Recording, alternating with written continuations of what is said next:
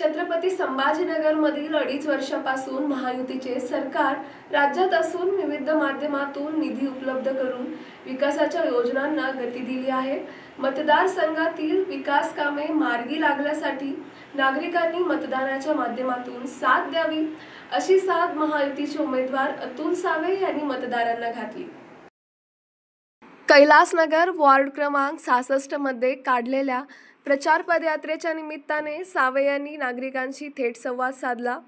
महायुतीच्या शासनाने शहर आणि ग्रामीण भागातील पायाभूत सुविधा, रस्ते, पाणी पुरवठा, शिक्षण, आरोग्य आदी क्षेत्रांमध्ये विकासाचे नवे अध्याय लिहिले आहेत।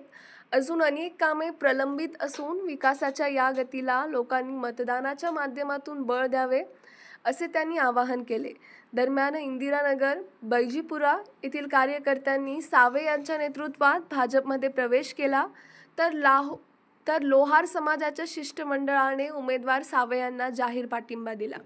यावेळी चंद्रकांत हिवराळे, सकाराम पोळ, राजू वाडेकर, बाळासाहेब माडजे कार्यकर्ते उपस्थित होते।